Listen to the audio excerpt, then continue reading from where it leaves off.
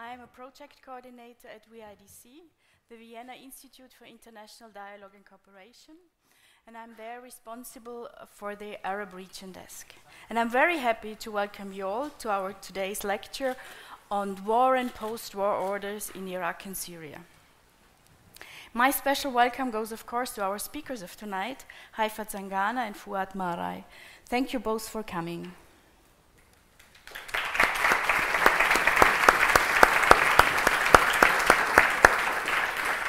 Let me also thank the Austrian Development Agency for the financial support for this event and the Diplomatic Academy for the great and long-lasting cooperation. I would also like to thank my colleagues from VIDC. With their help, I organized this event. And also the interpreters of tonight, Gabriele Gallo and Thomas Musil. Yeah, okay, I couldn't see him, okay. For those who need translation, English is on channel 3 and German on channel 2. Today, as I said, we are talking about war and post-war orders in Iraq and Syria, two countries where the situation in these last years have worsened. In Iraq, after the US-led invasion in 2003, the people have suffered from occupation and a sectarian division within society. Despite this fact, the people in Iraq continue to protest in streets, demanding an end of corruption and also politics without religion. But we hardly hear about those events, about those protests in Western media. As for Syria, there too, the people went back to the streets as soon as a phase of at least a partly ceasefire started recently. Although it seems that on the official negotiation tables, the most powerful stakeholders there are not the Syrians themselves, but foreign powers who decide when to stop the fire or not. In both countries, the question remains how a post-war order can be attained by the people in the countries themselves, and who will be in the position to develop a democratic future, who will be those architects of a post-war order in Syria and Iraq. Before giving now the floor to the podium, I would briefly like to introduce to you our chair of tonight, Dr. Helmut Krieger. He is a consultant to the VIDC and a social scientist and researcher at the Department for Development Studies at Vienna University. His main research areas are the Israeli-Palestinian conflict, post-colonial Syria, as well as critical state theories. His most recent publication is Umkämpfte Staatlichkeit, Palästina zwischen Besatzung, Entwicklung und politischem Islam. So, just some administrative remarks. You find on your chair some feedback sheets. You are invited to fill them in and to drop them outside in the blue box. And after the talk, I can invite you to some snacks and drinks outside also in the hall. I wish us all now an interesting evening and ask you, Helmut, now to present the panel. Thank you. I hope you can...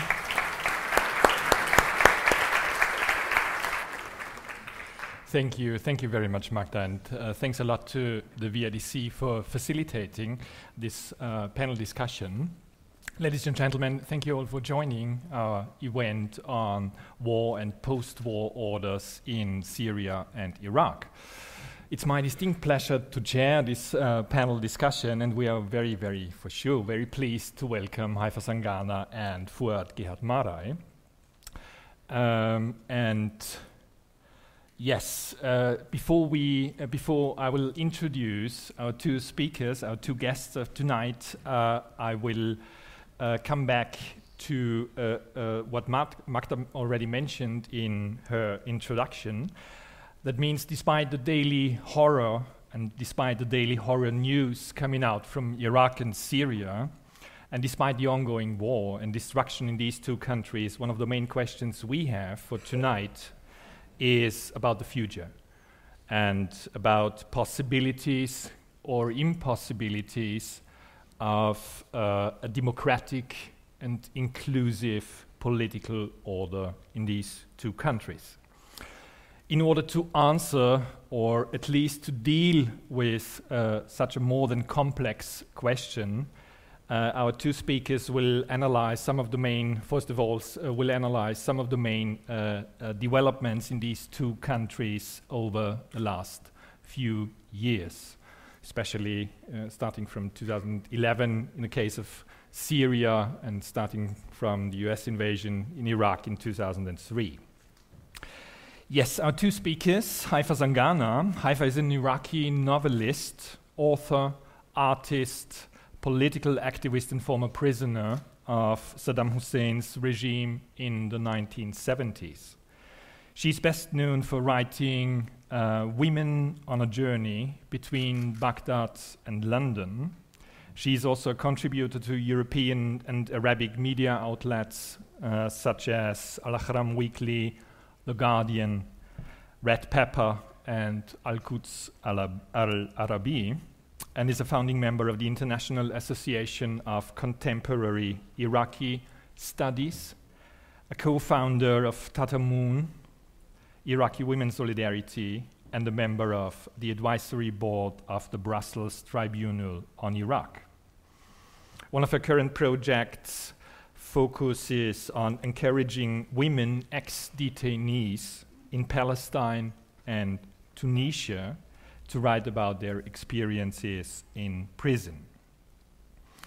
Dr. Fouad Gehad Marei joined the Center for Middle Eastern and North African Politics at Otto Suhr Institute of Political Science at Freie Universität in Berlin in 2013 as a postdoc fellow and lecturer. He was awarded a PhD in international relations from Durham University in the UK in 2012.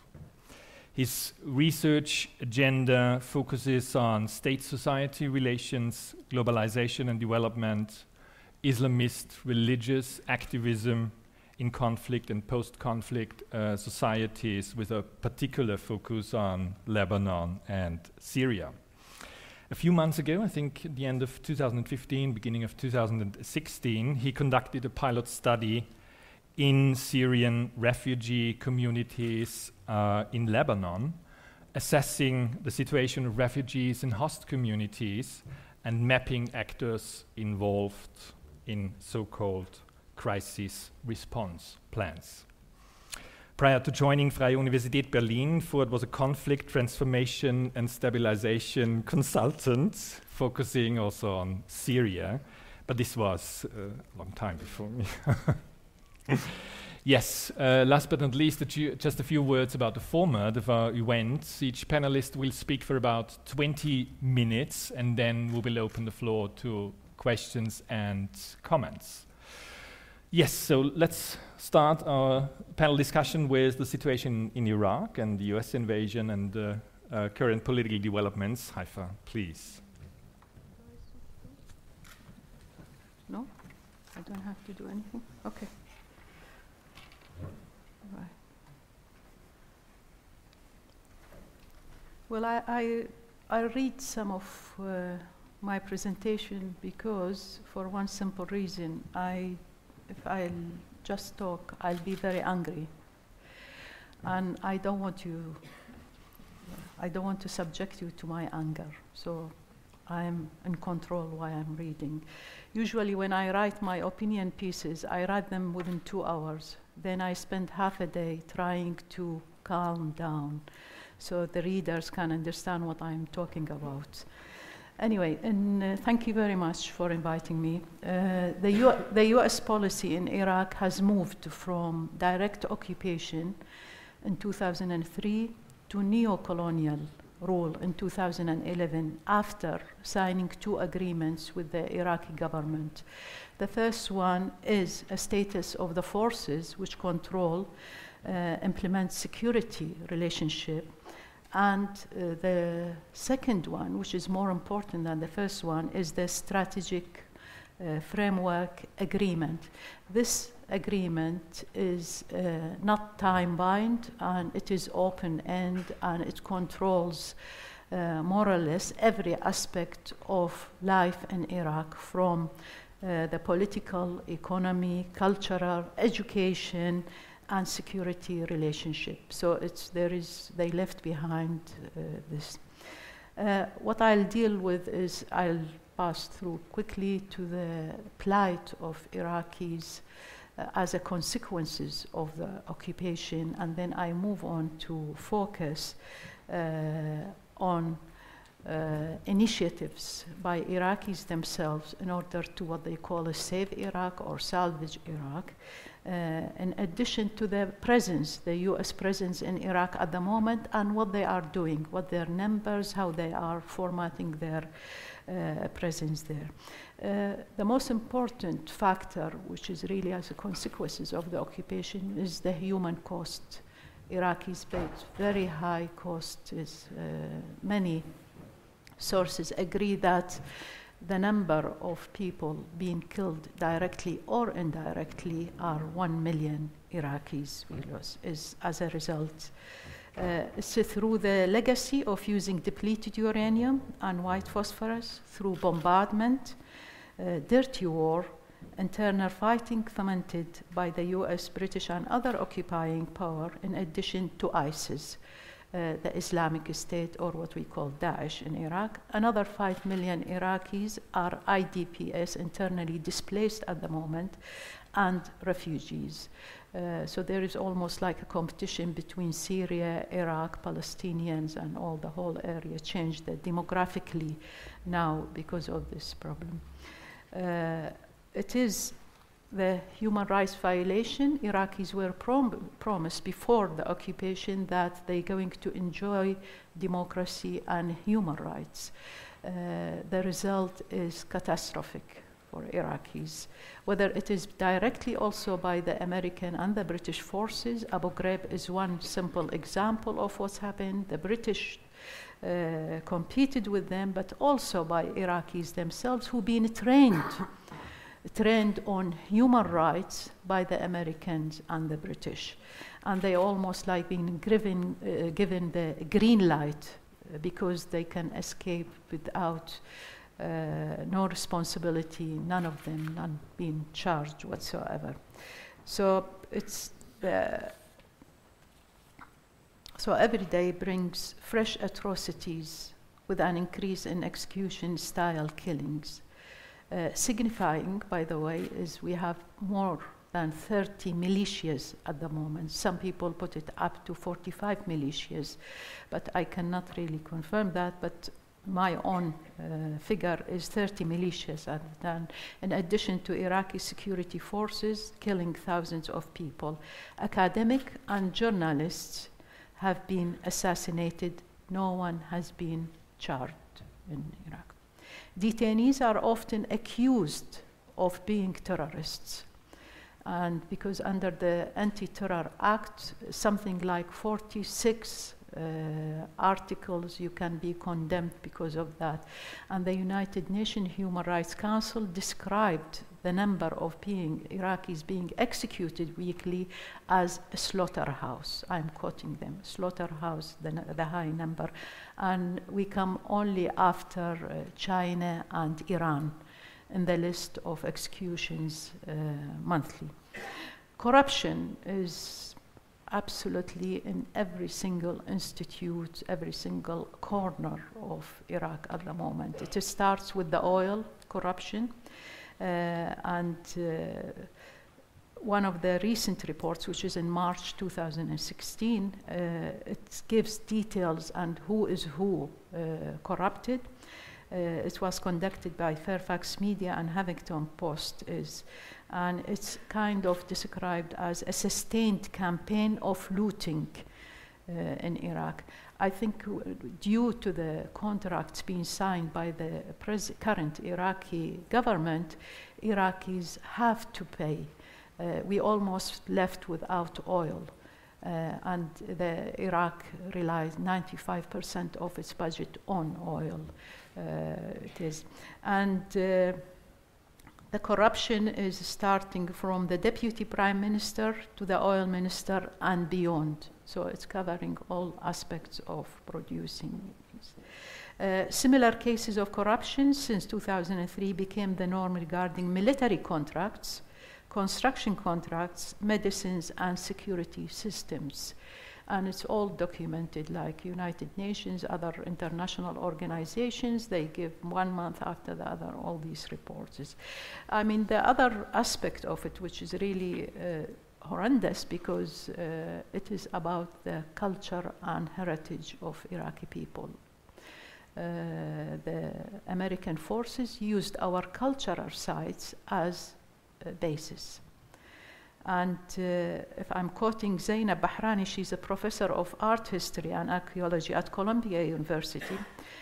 She wrote plenty about this. She said, I'm quoting her, the digging, bulldozing, filling of sandbags and blast barricade containers, the building of barracks and digging of trenches into the ancient sites have destroyed thousands of years of archaeological materials and historical data.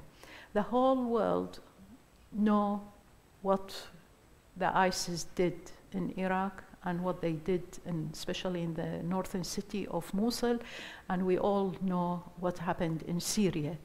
But they hardly mention anymore the complete destruction is almost of the places. The looting of the archaeological sites, which continues. And some Babylon, the historical Babylon, being used as a base for 5 years continuously. What is the current situation regarding the US forces? Well, there are at the moment, I mean, especially if you remember, it's in 2011 there was a withdrawal of the US forces, and we were told that we're going to have advisors and consultants. But the US currently has, I'm quoting, between 4,500 and 5,000 troops in Iraq on a regular basis, including 200 special operation forces. These are. Then on the 16th of April, 217 additional troops were sent, and those, in addition to them, in order, I mean, to serve as advisors and trainers, also to offer aviation support and provide force protection. We've been promised also the Apache helicopters and B-52 warplanes, which already been flying from Qatar for the bombardment of ISIS targets in Mosul city up in the north of Iraq. But what we didn't hear about is those, I mean, we know ISIS, they actually act. It is a terrorist organization, it's a terrorist state, whatever they call themselves, but they also tend to be working among the people. They are not really in camps outside or military bases or outside the city. Often they are using people as shields. So the Americans, the US led alliance, there are 60 countries contributing to this, not just the US, even if it's nominally, they are the bombardment often leads to the killing of innocent people. And 2 weeks ago, the Pentagon, I mean, one of the complete, what they call incidents, happened recently. It was the bombardment of Mosul University, where 90 people were killed and injured, and they were the faculty department members. ISIS is not, in that case, we don't know who they're there or not. But the most striking event is when the Pentagon 2 weeks ago almost legalized the killing of 10 innocent people left to the potential to be killed if there is an air strike against ISIS. So this is legalized. So we are willing to sacrifice 10 people if we target ISIS, because to make less damage than the whole damage. This is the idea. In this case, that means legalized killing innocent people, and you don't have to question that or be held responsible in the future. Why Iraqis or some Iraqis are joining ISIS anyway? I mean, this is a terrorist organization. There was resistance in Iraq for a certain period of time, which forced the US forces to leave Iraq and to agree about that.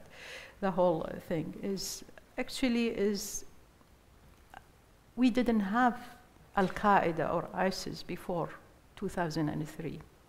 So the mushrooming of terrorist organizations in a country that did not have any before the US-led occupation is the product of the occupation and over a decade of injustice. It's the marginalization of young people also.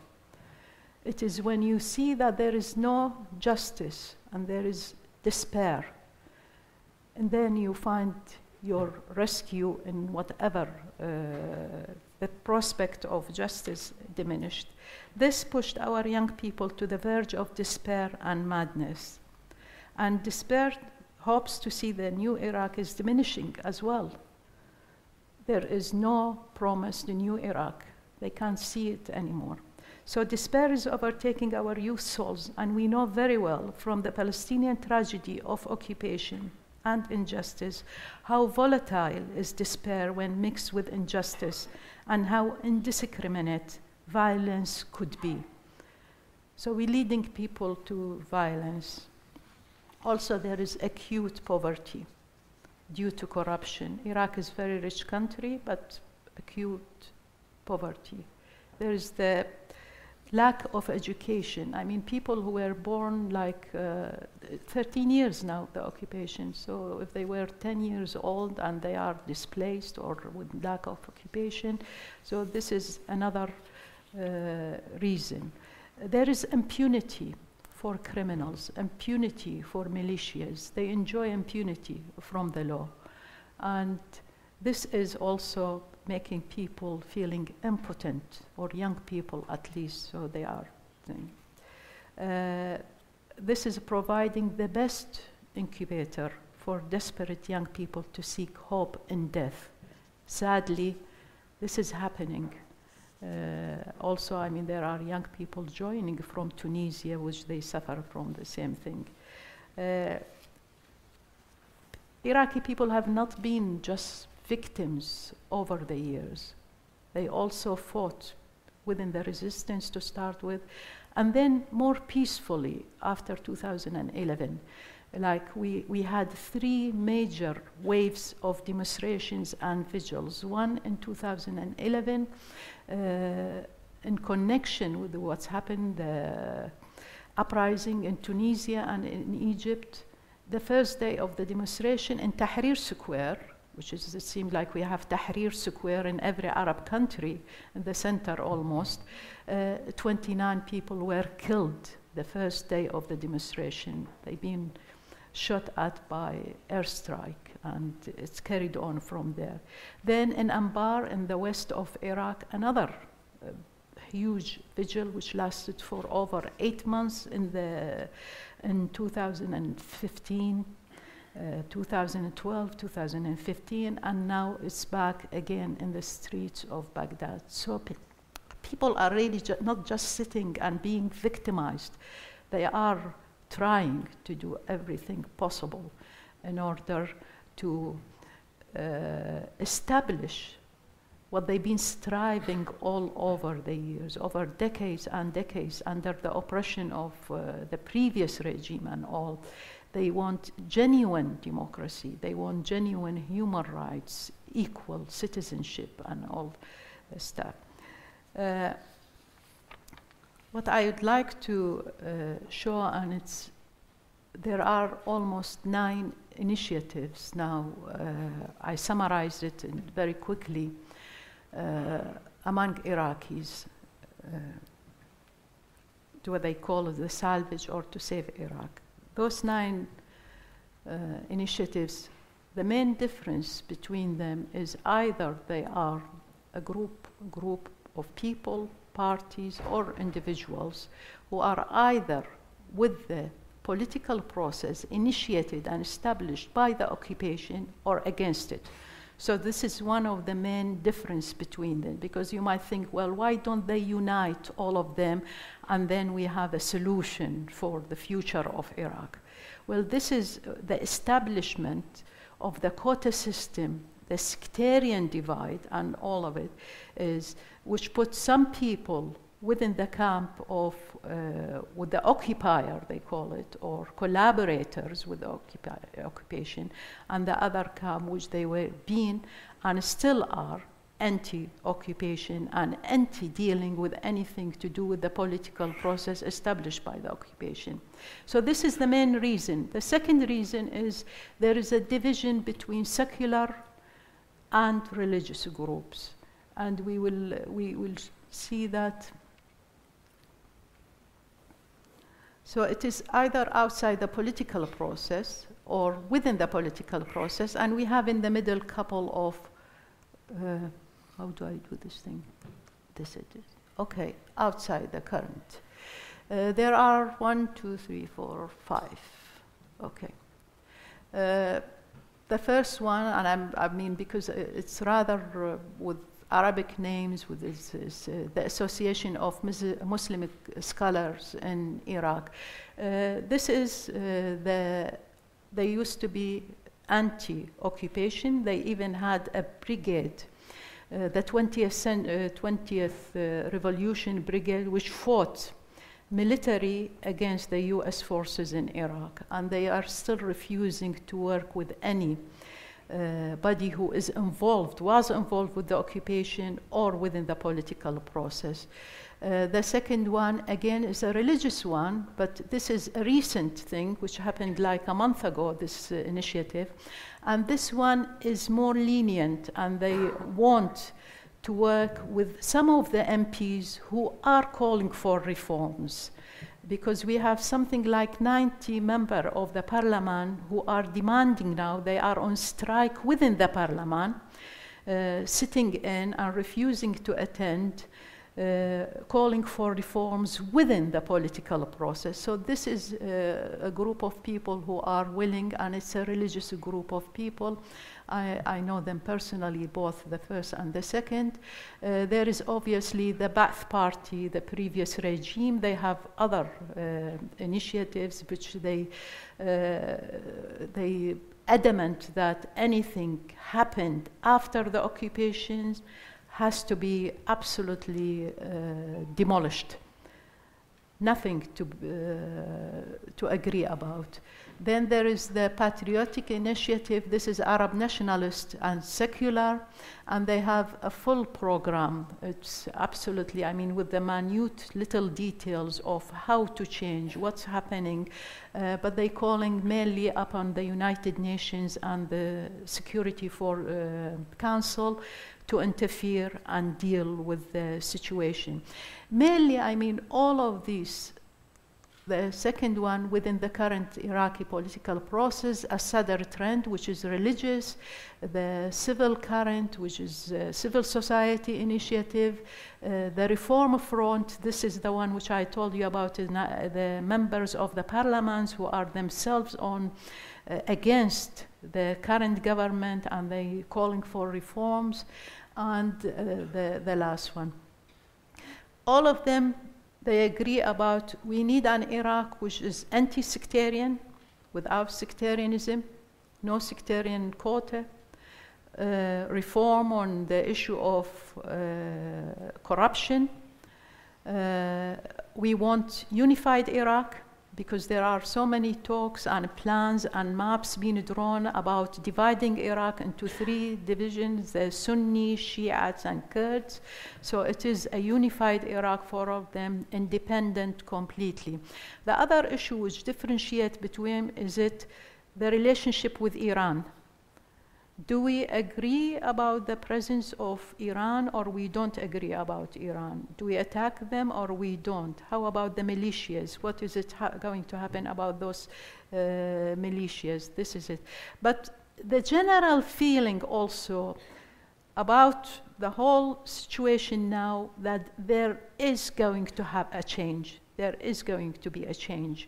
And all these initiatives are offering, saying we are viable projects for the future. We are willing to do something about Iraq, and we have programs in order to save Iraq. And these are two of the, there are obviously some of the international organizations going also working in the field, trying. I've been in touch with, or they've been in touch with me, some of the peace building resources, trying to have Iraqis from various like Sunni, Shiite, Kurds, tribesmen, anyone else to meet, and reconciliation programs and conflict resolution. All this is cooking also by international. But funny enough, I mean, until now we haven't got anything coming from the United Nations itself.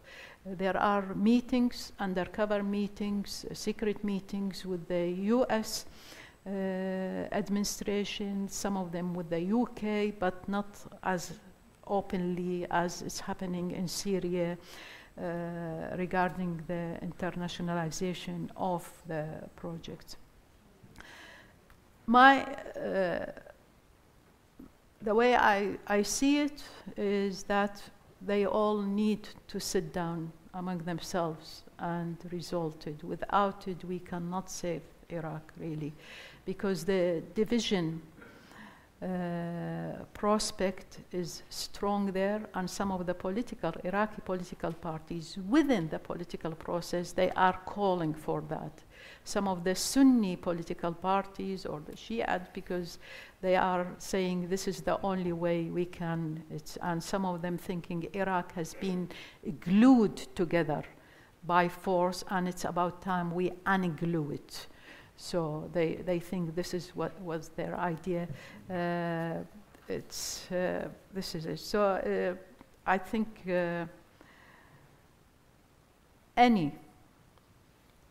what's happening, the rhetoric, the support by international community, by the US, by various other countries, to a regime which is based on sectarian divide, on ethnic divide, a regime which is using barrel bombs to bombard its people. It's really a crime against humanity, a crime against Iraqi people.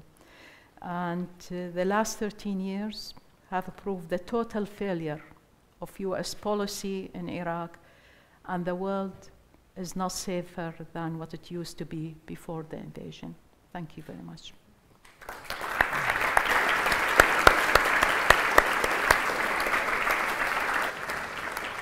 Thank you. Thank you very much, Haifa, for giving us such a impressive and at the same time more than dark picture on the concrete and actual situation in Iraq. I think you don't have better news when analyzing Syria now. Yes, Fouad. Do you mind if I stand up? If you'd like to.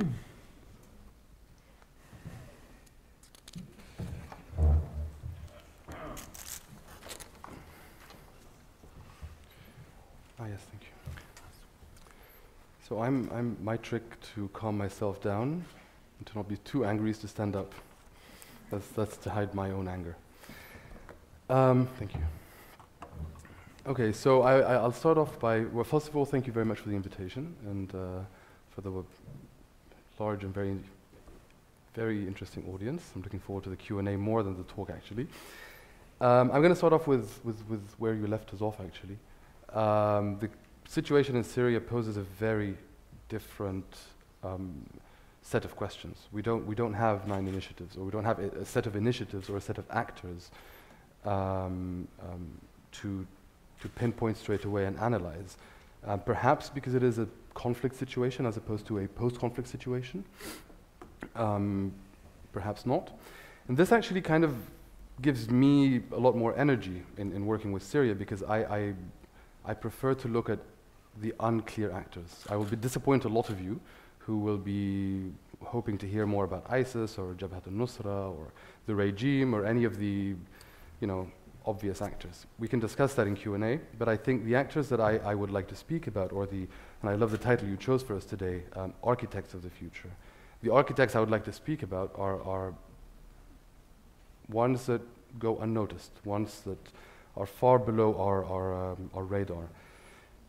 What I always say is I try to do a, let's say, scholarship of or research on quieter actors, the encroaching actors, the smaller actors that actually build something different, and then see how they have done it, how they've failed, and how we have managed to either integrate them, marginalize them, or whatever it is we do with them.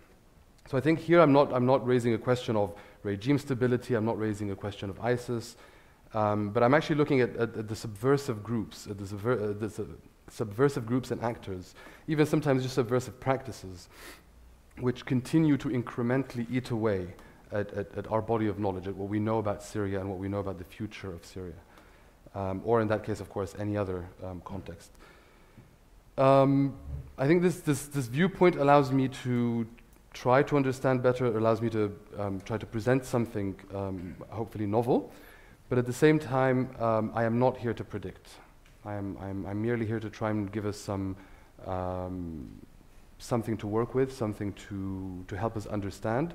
But I by no means try to claim expertise, specialism, and that's why I loved when you referred to a previous life of mine, where we refer to each other as experts and specialists. I'm not here to claim expertise or or definitely not to predict, but rather to help us understand. And I think I'll try to.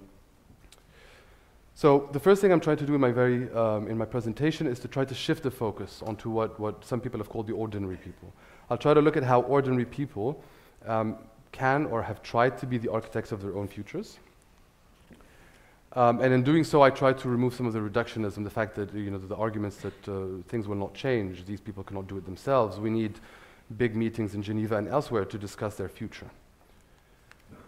And of course, the reason I'm standing up is because I'm angry. And the reason I'm angry is because Syria for me is, of course I am an academic and I do academic work, but generally speaking in my academic work I don't dissociate that, but especially in the case of Syria, we're speaking about a situation, as I mentioned, in relation to I mean, of course Iraq is not much better, but the situation in Syria is that the longer we speak, the more people die.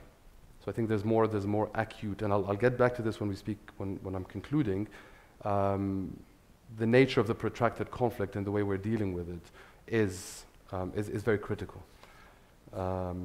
Critical meaning timely or time sensitive. So in my presentation, I'll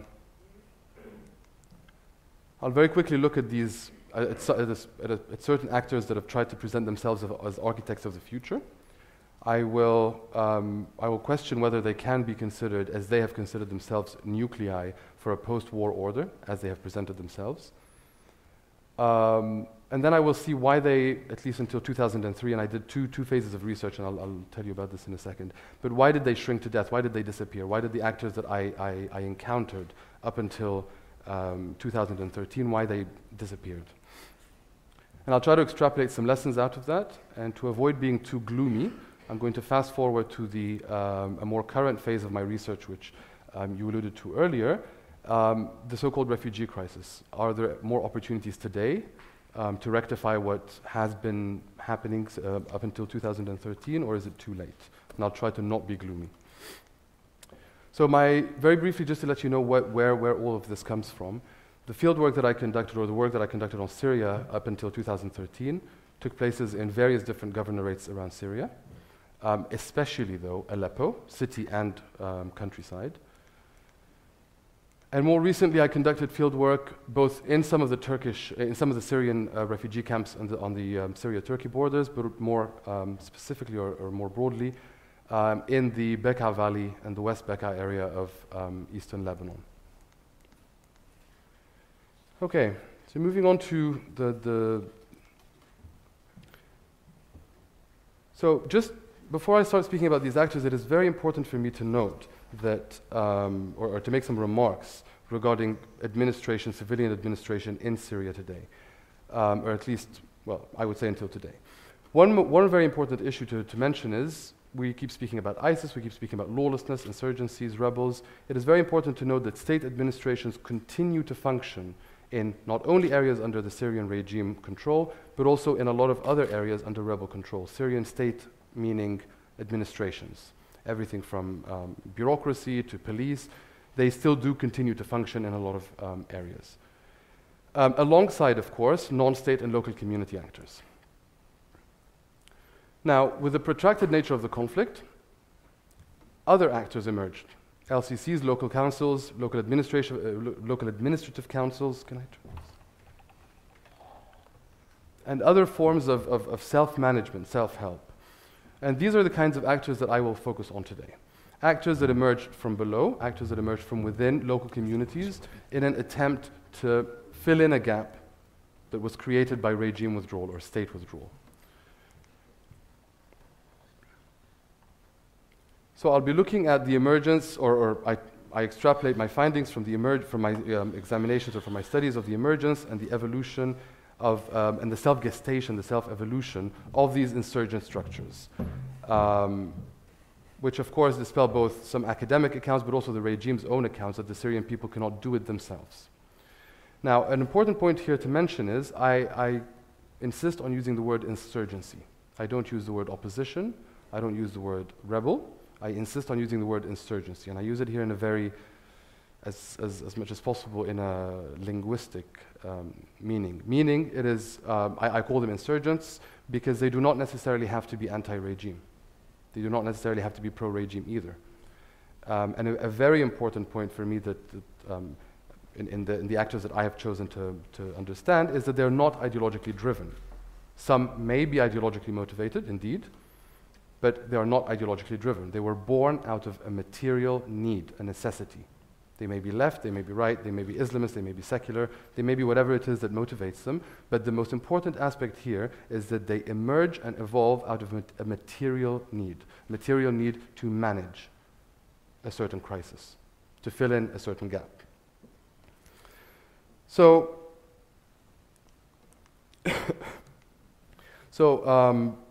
even prior to the outbreak of the civil war, the policing, the justice, the administration in the Syrian state has, of course, been challenged. It was never unchallenged. This is not solely a new post-2011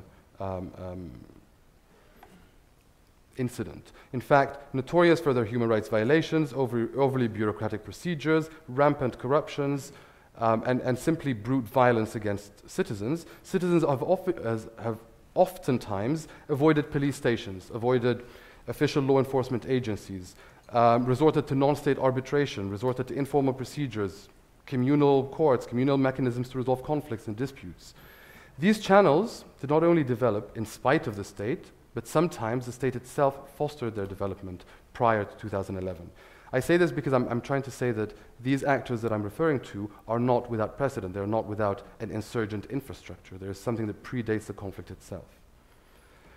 Since the outbreak of the Syrian civil war, however, regime-controlled non-state actors and non-regime-controlled non-state actors, meaning all actors, and emerging insurgent organized structures are increasingly dominant, especially in the provision, and this is something that I noticed during my field work. They usually stem out of a need to provide justice and order. People come up to them for conflict resolution. And here by conflict resolution, I do not mean rebels, I don't mean militias, I mean people having conflicts, theft, inheritance, whatever it is. People resort to certain actors. People resort to certain actors to have a sense of justice and order. As the war became assumed more of a protracted nature, this provision of justice and order expanded towards more general administration of everyday life. They administer roads, they administer building permits in the absence of a state. Now, for a lot of us, this might be a little bit inconceivable. You know, you go to this bureau or the other for a building permit. This, as I said, has often been mitigated by intermediary actors, but especially in the Syrian insurgency, certain actors have stepped up to take over this role in the protracted absence of the state. Last but not least, as the humanitarian cost of the war expanded, I'm not there yet. As as the humanitarian cost of the war increased, they also started to provide humanitarian or welfare services, from bread provision, electricity, fuel for generators in towns and cities that no longer receive state infrastructure. So I'm here speaking about actors that come out of a material need, that have presented themselves in both archaic forms, but also eventually sophisticated, more bureaucratic, more organized forms. I'll very briefly mention two examples that I worked fairly closely with or on. The rebel-controlled border town of Boukamal in the Deir ez-Zor governorate on the Syrian-Iraqi border, which is of course now non-existent in our collective psyche. We don't speak about it. Why? Because it is within ISIS territory. Back in 2012 and 2013, Boukamal presented a very interesting case in the emergence of such legal, policing, and self-government, self-management agencies, actors. The town is home to some between 70 and 100,000 people, lies on the Syrian-Iraqi borders, and came under full rebel control already as early as November 2012. Since then, it has been home to a very sophisticated civilian opposition structure, which emerged, bringing together local notables, clan elders, veteran left-leaning opposition figures who had served lengthy prison sentences, as well as local preachers of a Salafist inclination, or of different Islamist inclinations, but especially the ones that, let's say, stood out were the ones with a Salafist inclination. Of course, it also included professional lawyers and defected judges and policemen from the town who defected from the regime as it collapsed in the town. Now,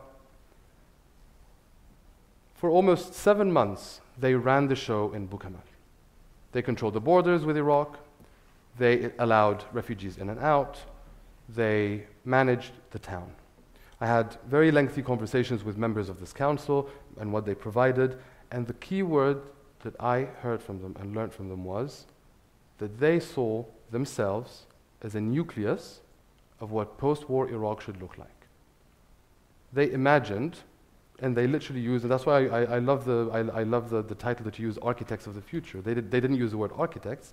They told me, literally, we see this council, this experience, as a nucleus of what Syria should look like, of what post-war Syria should look like, or post-Assad Syria should look like, to quote them more.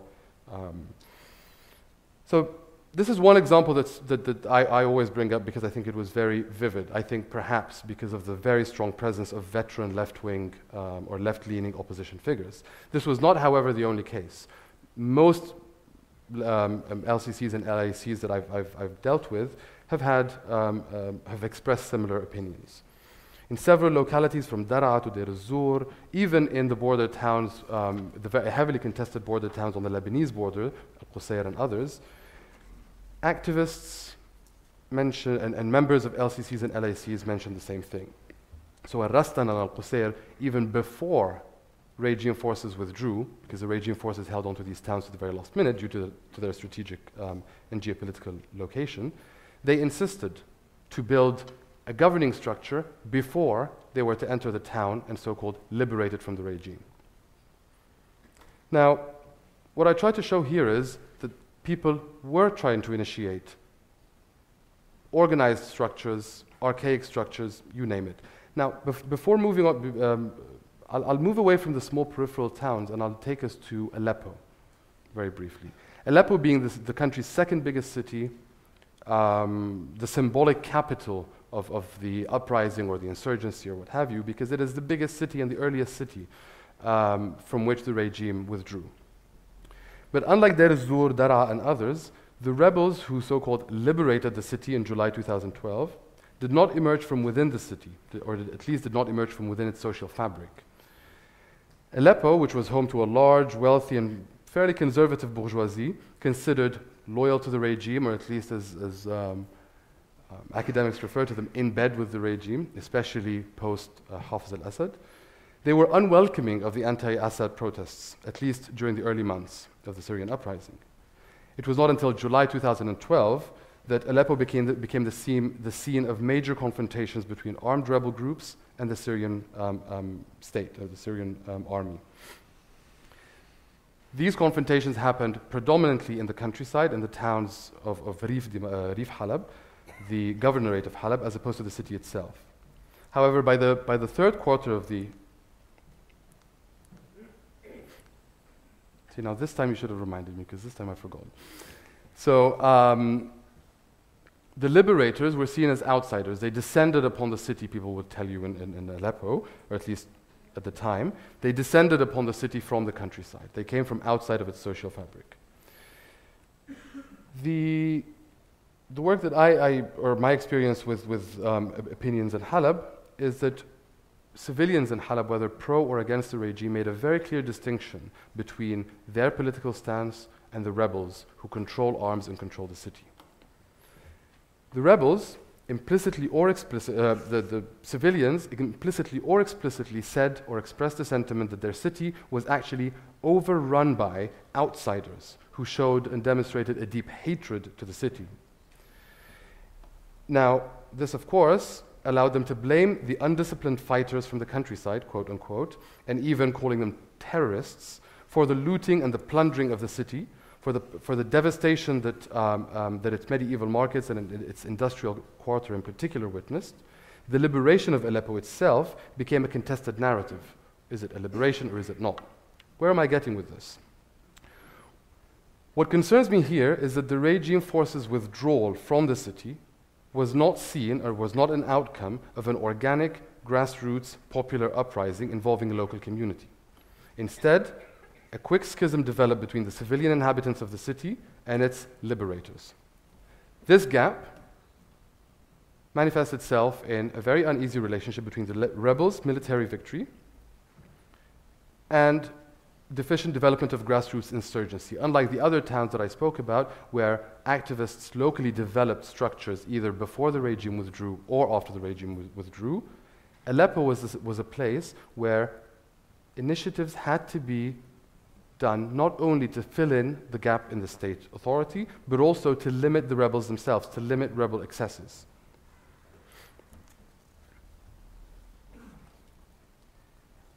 The inseparability between rebel brigades and their civilian and the city's civilian inhabitants forced the civilian inhabitants and forced certain actors within the civilian fabric of the city to come up with to reorganize the city.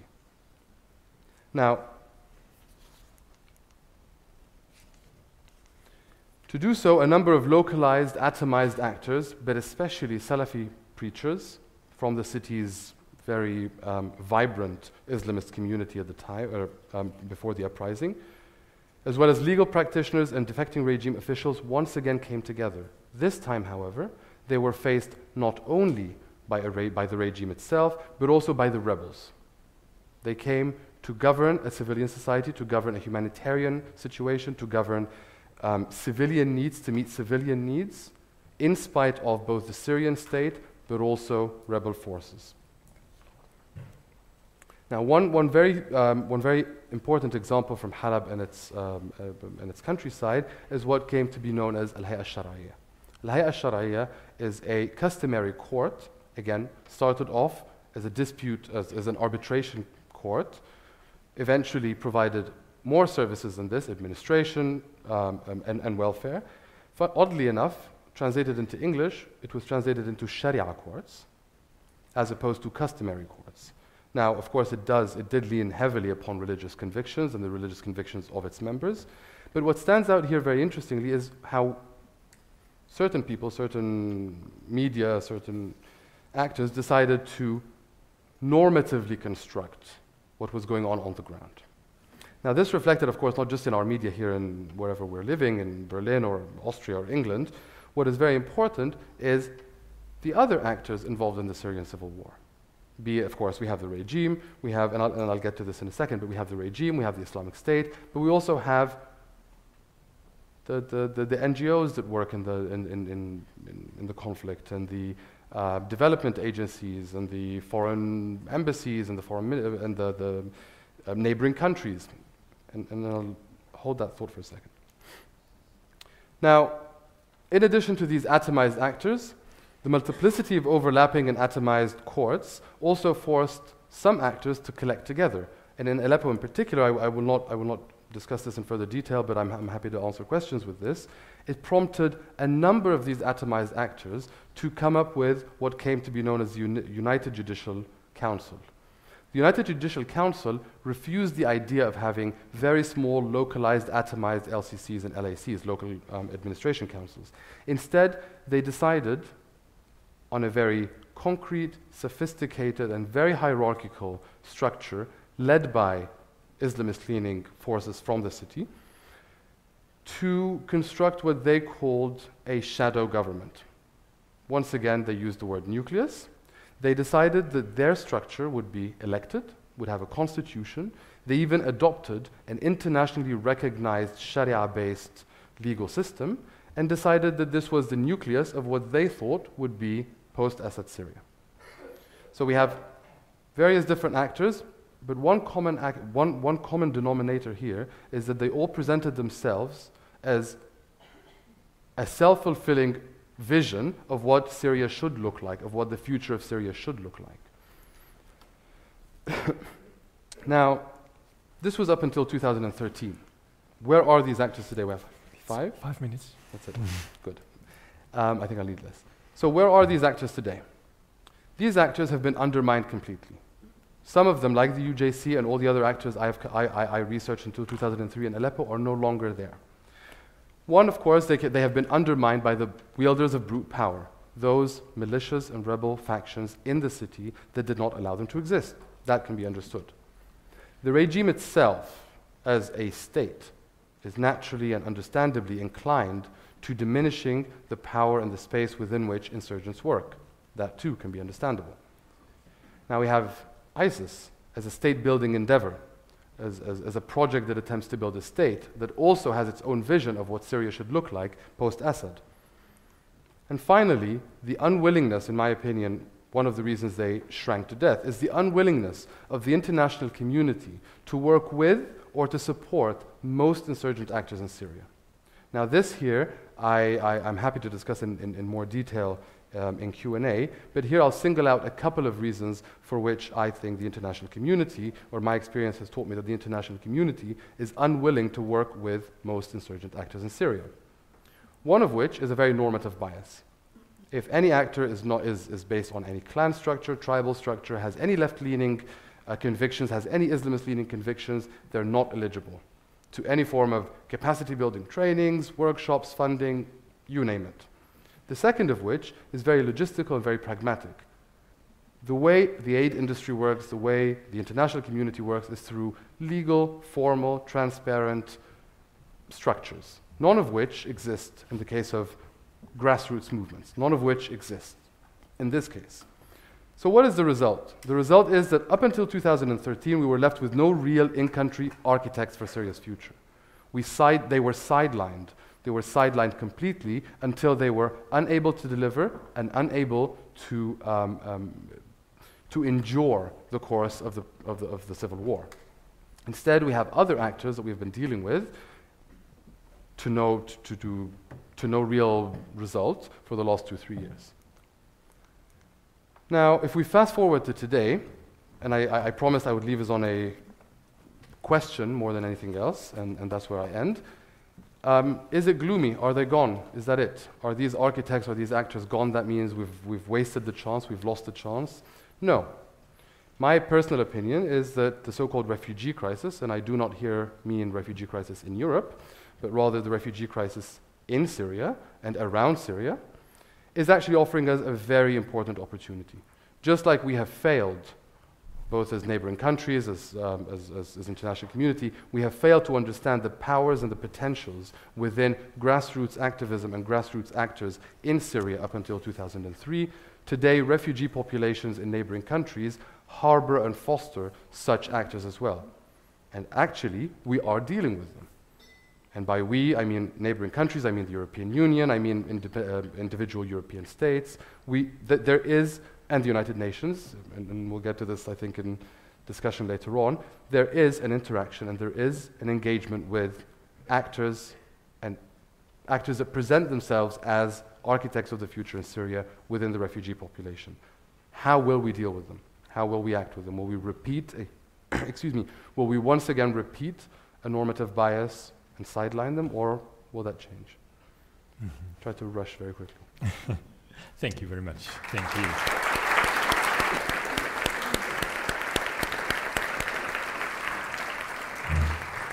Yes, thank you very much, Fouad. You gave us a very unconventional perspective on the insurgent actors, as you named it, and the issue of grassroots movements sidelined by international actors, as well as the different militant factions, as well as the Syrian state. Yes, I think it's time for your questions and comments, and I'm really sure there will be a lot of questions regarding, on the one hand, the issue of different political forces in Iraq, and on the other hand, on the issue of grassroots movements outside or inside Syria. Yes, ladies and gentlemen, it's time for your questions and comments, and yes, please use the microphones.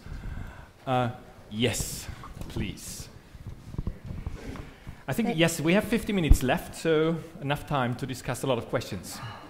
Okay, thank you. I have a question for both speakers. For the lady who spoke about Iraq, can you please tell me how big is the American, how many soldiers are there in America at the moment? The mercenaries, as they're called. And for the speaker about Syria, it's a more personal question directed to you personally. Are you yourself Syrian, and are you Salafi?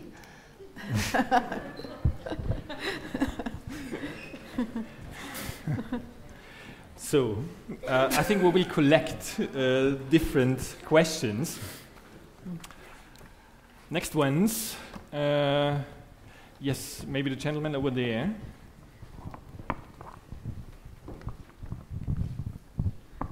I have a question to Ms. Zangana. How do you feel about the Kurdish question and their efforts to build their own nation state, and how does that interfere with the nation building in Iraq? And another one would be the protests that is going on in Baghdad right now. Do you feel it's right to storm the Green Zone and threaten the government? Would you agree with that? Thank you. Mm-hmm. Thank you. I think we have another questions over there. So thank you very much. First, I have a question regarding Iraq. That would be, what role would you see for Magda al-Sadr in the future of Iraq? And regarding Syria, there is a very important meeting of the so-called International Syria Support Group next week in Vienna. If you were invited there, what would you tell them? Mm-hmm. Thank you. Another one.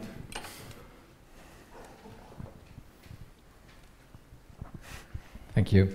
I also have two questions to Haifa. Do you consider that reconciliation between the Shiite and the Sunni populations is key to the solution of the Iraqi problem?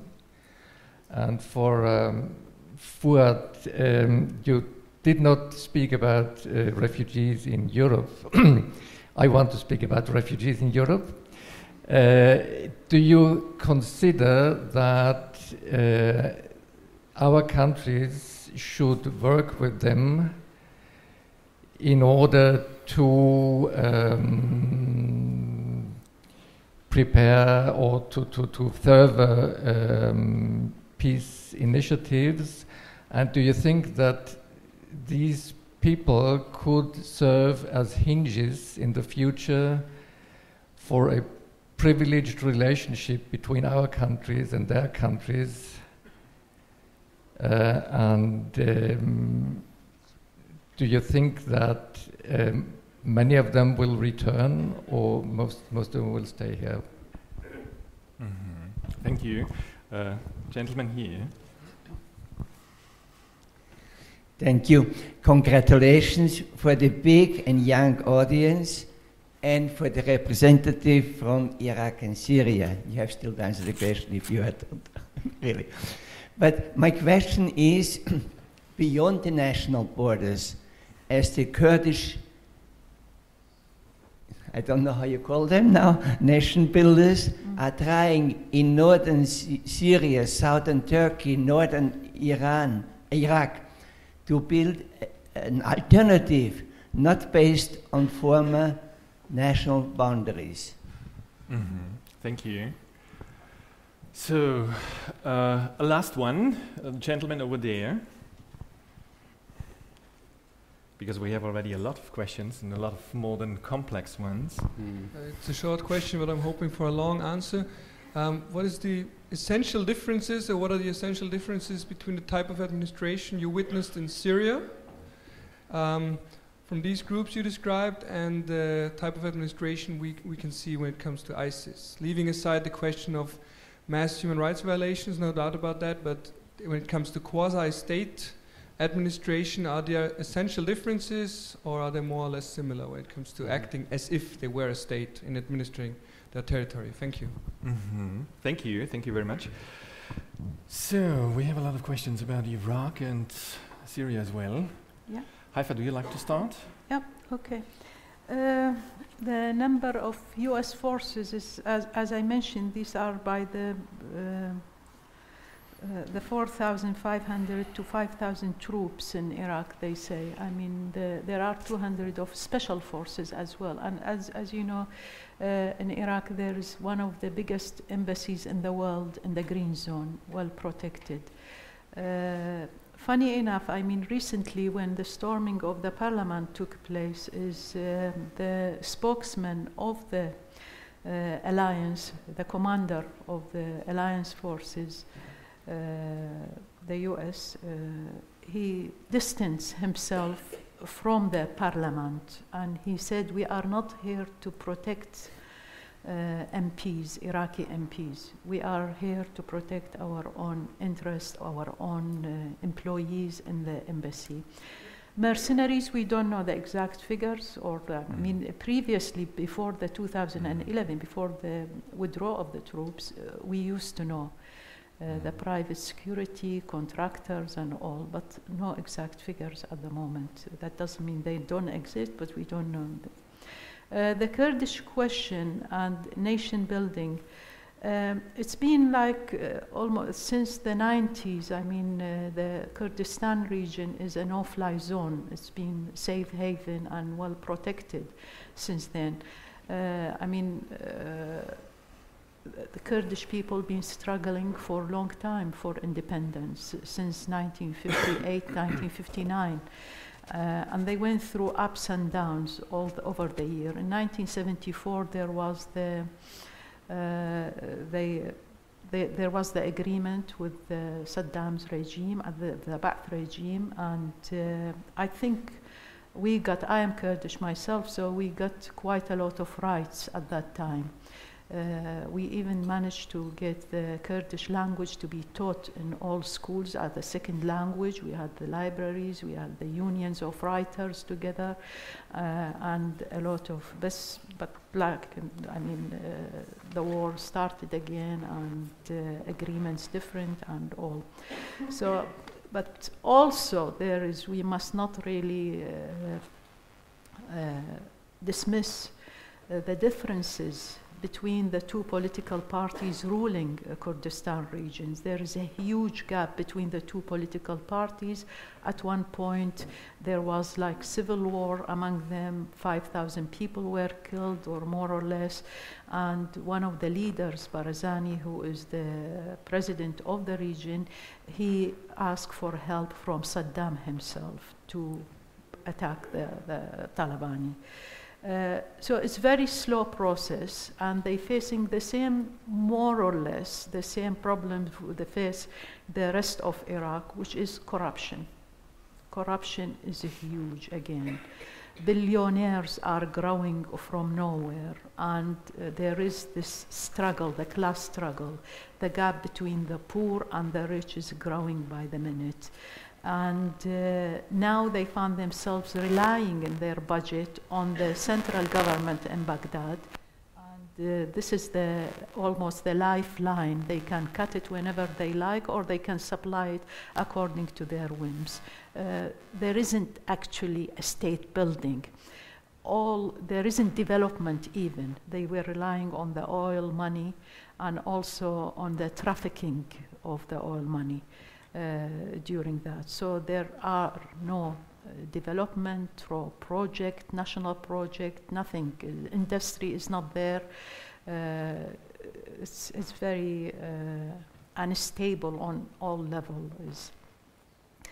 About the storming of the parliament, it was really out of frustration, but also out of the leadership of Muqtada Sadr, who led the group or his trend, the group or what's called current Sadr movement altogether. It is a conflict within the political parties, that within the political process. It's not totally is what Iraqi people mostly want, but again, I mean, I think what I am standing for and I encourage is the demolishing the walls. The fear also, the psychological fear of the green zone, the well-protected green zone, like a fortress. No Iraqis is allowed unless you have certain badge. Even the parliamentarians themselves, they cannot have the freedom of moving in and out. It's all well controlled for protection on that. This is the positive thing, and it came after many, many months of demonstrations, many months of vigils, and people were sleeping in the streets. And it's not just the Muqtada Sadr trend who took part, but also there are a lot of young people there, and the civil society, NGOs, they were taking part, like what Marei was saying, the same thing happening there in Tahrir Square and near the. It's been also manipulated politically in a big way. Thing. The reconciliation between Sunni and Shia on the level of the people themselves, I don't think there is a big deal. It's about the political parties. It's when they came back, most of those political parties who were claiming representing Sunni and Shiites were in opposition. They were abroad. And when they came back, and they were like no roots for them within Iraqi society. Deep roots within Iraqi society. So with the oil money available for everyone, Iraqi budget reaching 110 billion per year, which is absolutely, we never had it in our history before. The money we disputed here and there, and all favorism, corruption, everything. So they seeking the roots within society through this, through that sponsoring this issue, that issue, sectarianism, eye upon this one. Even the ministries themselves being divided. Like one is for the Sunnis, the other for the Shiites, another one for Syrian, the other thing. So it's been the division of this. Sadly, this is working at the moment. I mean, it wasn't there, but it is there now at the moment, politically in that sense. Among the people themselves, it will take only some reforms, I think, some changes, and goes back where it was before. It is from above, it's not deeply rooted yet. If we stay the same thing longer, it might be. I mean, like anything else, but until now, things happening. The Kurdish nation building, really, if you think about what the Kurds in Syria and also in Turkey and in Iran, I remember very well a long interview with Barzani, the president of the region, Kurdistan region in Iraq, and he found really, he doesn't mind working with the Turkish government against the Kurds in Turkey, or with the Iranian against the Iranian Kurds in Iran. It's a political issue. none of them talking about Kurdistan for all, none of them. So it is a kind of a political card to be manipulated politically more than anything else.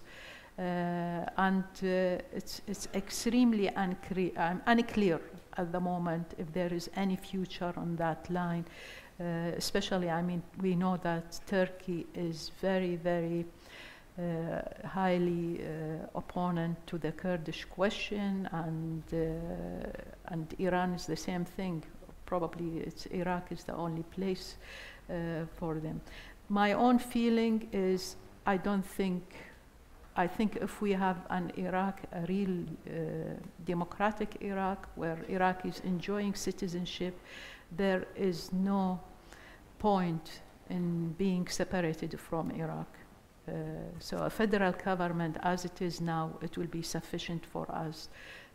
If we have justice in the country and we've been living together, and especially, I mean, if we know that Baghdad itself, third of the population of Baghdad are Kurds or of mixed marriages, and we have the mixed marriages. Also, this is very important. That's what makes us different than, for example, Northern Ireland is the mixed marriages, is families from Sunni, Shiites, Kurds, Arabs, all the stuff.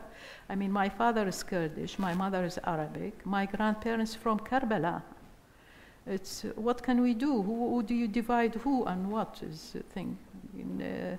Hopefully, when the political situation is settled, this huge conflict is done with, and we can start at least to think in a reasonable way. Iraqi people are exhausted, absolutely exhausted. It's not just this moment, I mean the last 3 years or 4 years, because we had so many wars before. It's unlike the Syrian, for example, which is only 4 years. We had it since the 80s, Iraq-Iran war for continuous 8 years. Then we had the invasion of Kuwait. Then we have the Anglo-American bombardment and 13 years of sanctions. This is extremely difficult and inhumane situation. We're asking people to think clearly and see it. And this is reflecting on the whole situation now. We need time to think and to survive now. Our bottom line of thinking, we need to survive, to provide the basic things for the people in order to be able to think and act and take genuine initiatives. Thank you. Mm-hmm. Could you please elaborate a bit on Muqtada Sadr's role yes. in Iraq's political landscape? Muqtada Sadr is a very popular character. I see him as the Trump of America, I think. So he is, in my own opinion, and following all he's also deranged. One day he is like the Maliki government, for example, they were saying we are going to implement reforms within 1 month. He projected to that and he said, no, I'll give you 6 months reforms. And he's all over the place. This time as well, he decided 1 minute that he is going to go inside to hold his own vigil inside the green zone, and he was giving the most laughable speech about asking his own followers, you stay out, I am walking in. Don't follow me, you go home. Exactly, I'm quoting him. I will stay in, you go home. I represent you. Then he stood like a couple of seconds thinking about it. I said, no, I am Iraqi people. And he walked in. He stayed in the green zone in a lovely tent where everybody, photographers and everybody taking shot of him. So 1 minute he's sitting, the other minute lying down, and then he got fed up. The poor man, he didn't know what to do with himself after that. He walked up and he asked his followers, well, go home. I mean, it is much deeper than that, obviously, but he is almost a caricature personality.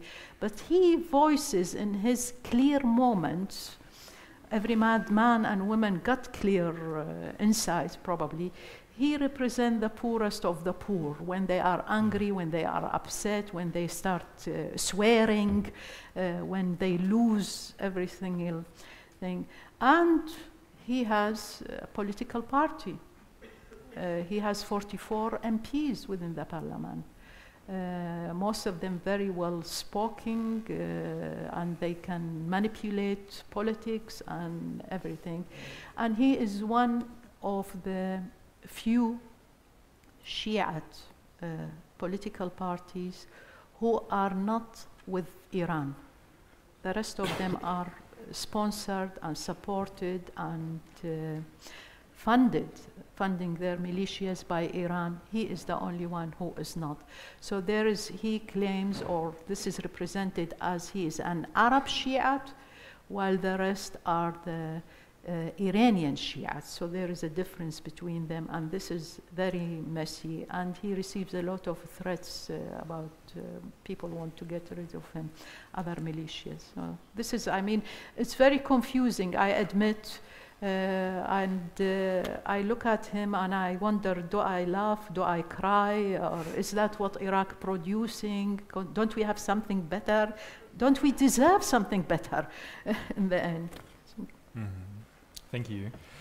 Fouad, we have a lot of questions about Syria, ranging from the Syrian support group in Vienna to the refugee movement within Europe. So yes, please. Can I just make a quick remark on Muqtada Sadr very briefly? If you'd like to. I think, I mean, one way of making sense of him is trying to understand the role of the Shia religious cleric in leading the masses. He's living up to the standards of Musa Sadr in Lebanon or his own family in Iraq at a time when this dramatic charisma is no longer functioning. It's a dynasty. Absolutely. Dynasty Absolutely. thing, because so his father is this, his uncle is this, so he's... I mean, a lot of the things that you just mentioned, that of course they seem funny in 2016, but they are exactly what Musa Sadr did in Lebanon in order to become the liberating figure of the Lebanese Shia. Yeah. You know, entering the green zone alone.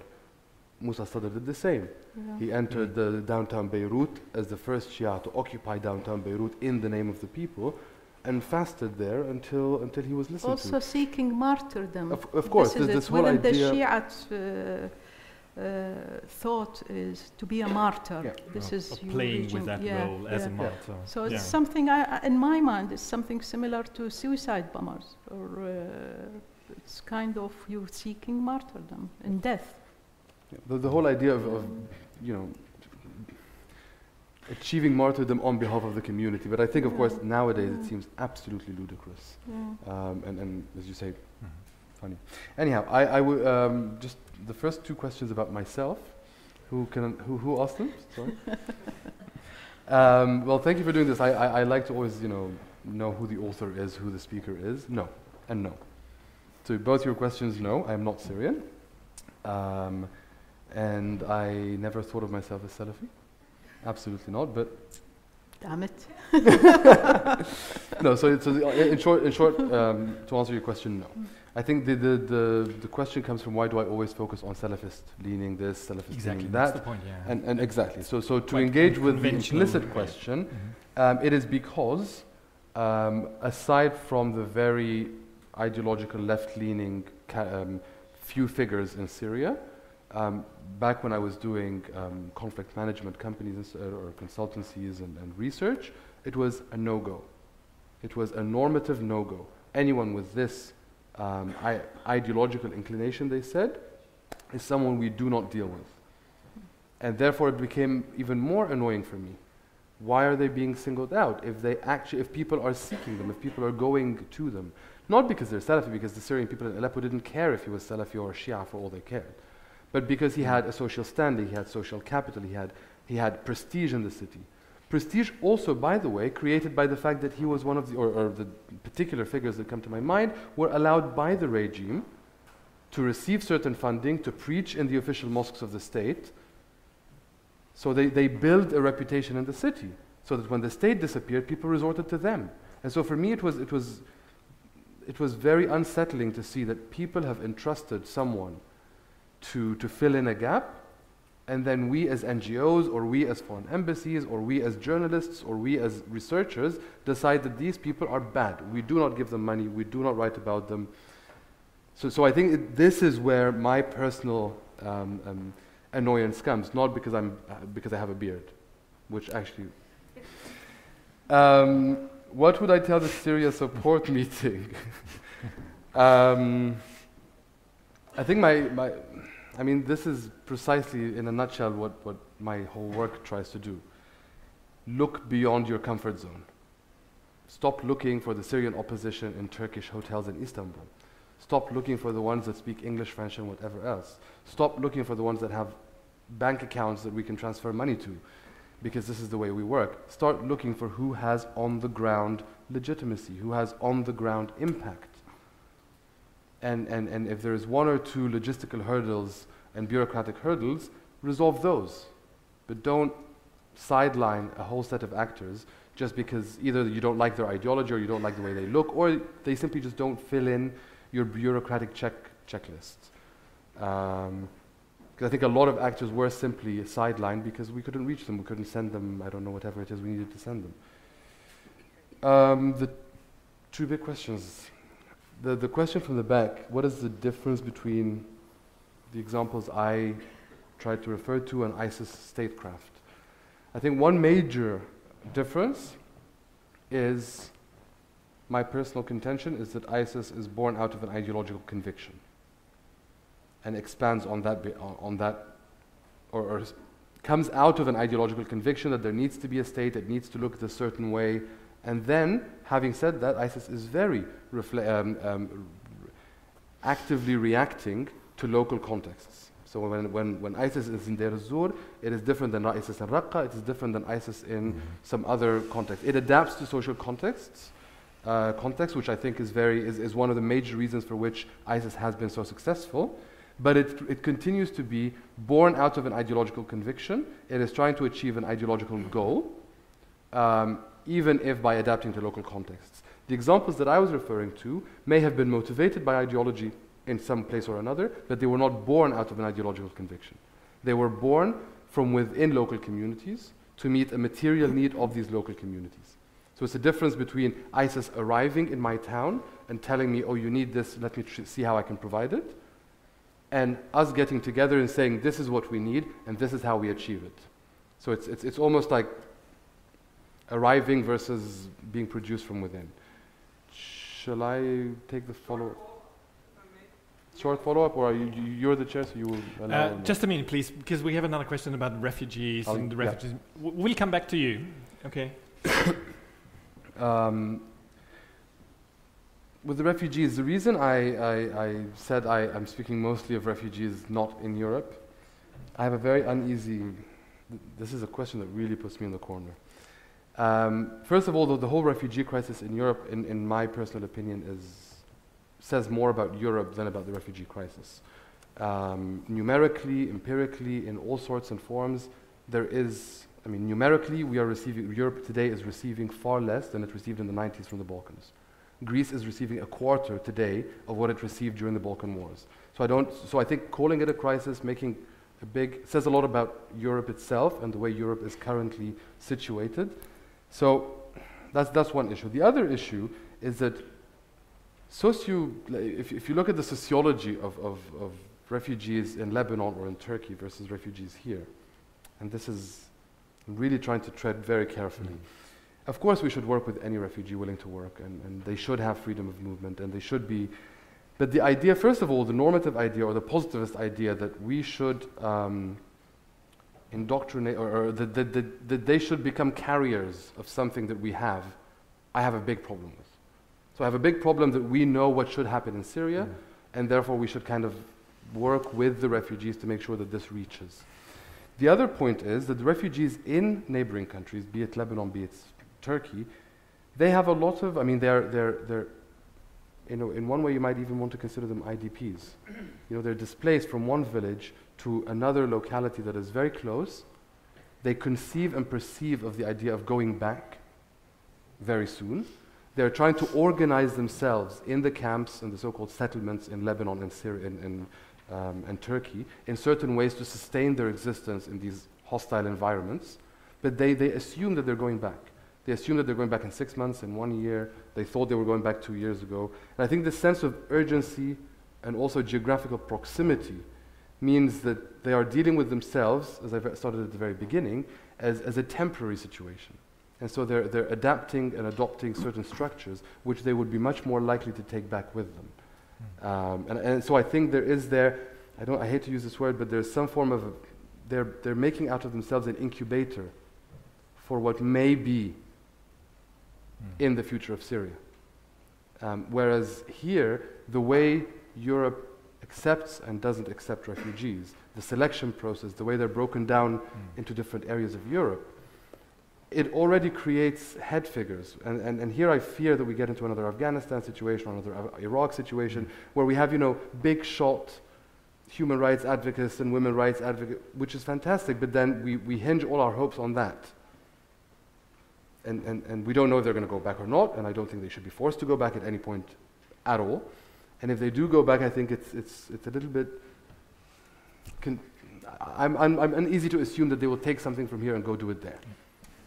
Whereas in the context of the camps themselves, especially with how hostile Lebanon, Jordan, and Turkey are, they're forced to innovate and self-gestate structures of their own.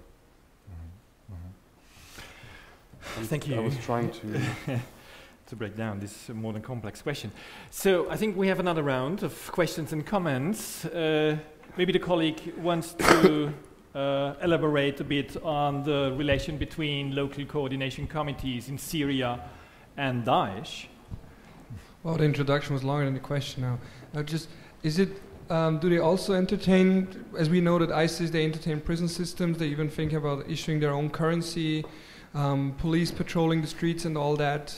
The groups you witnessed, are they also performing some of these functions, or are they only focusing on a court system while leaving the administration mostly to the people themselves? Thank you. Other questions? Maybe you? Yes. Thank you. Another question for Fouad.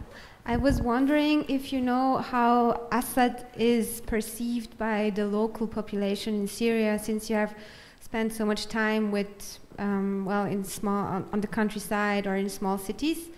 I was wondering if they have the same perception of him as was transmitted in European media. Thank you.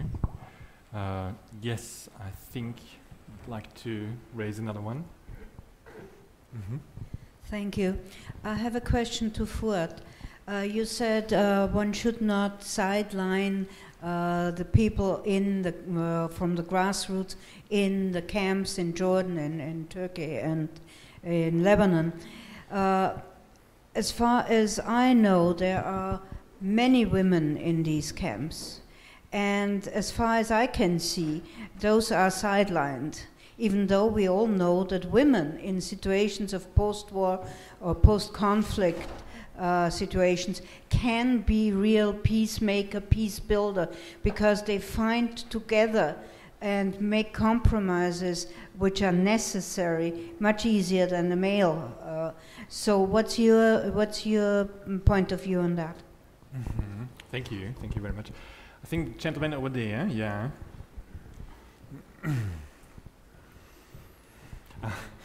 Okay, yes, please. What do you believe to be the role of Russia and Putin in the future of Syria and for the future of Syria? Thank you. And here, thank you. Unfortunately, I think you really have to stand up in order to get the microphone. Yeah. So yes. So I'm a Syrian. I'm studying architecture here. I've been here since 3 years. Are you a Salafi? Sorry? Are you a Salafi? No. You don't need to answer that. I'm just a Syrian. My question for Mr. Fouad, when is the last time you've been in Syria?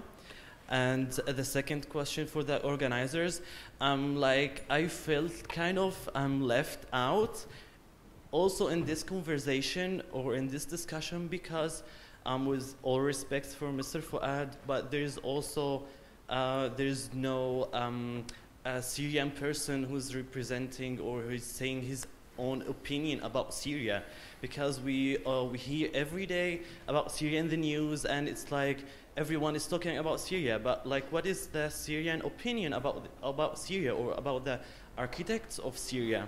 So it's like very important for me to know from the organizers the answer. Yeah. Yeah. Thanks. Yes, I think it's now your turn. Okay, finally. First of all, I want to thank Dr. Haifa, and I have one question. Well, too many people, they know like Iraq ruled by Iran. We can't call it invasion.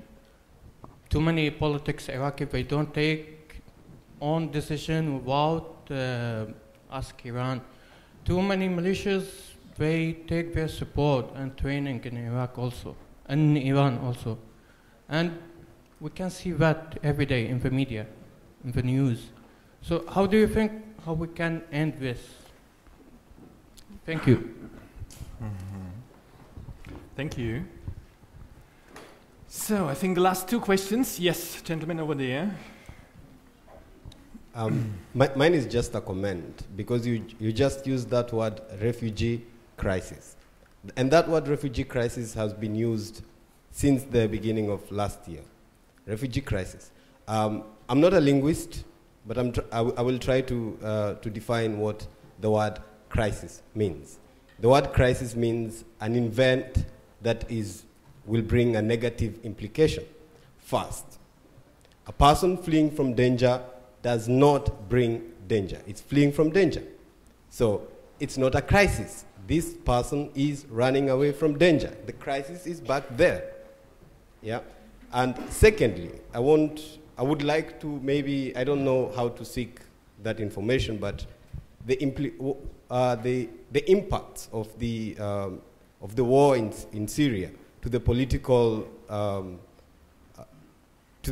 situation in Europe, because the word refugee crisis has brought a lot of another dimension of political thoughts in Europe. Mm-hmm. Everybody is thinking, oh, refugees, they are coming. They will take everything from us. And unfortunately, because of my color, I have to take a lot of questions about refugees. I am not a refugee. They ask me all the time, so what do you think about the refugee crisis? Oh, I am as uninformed as you. Yeah.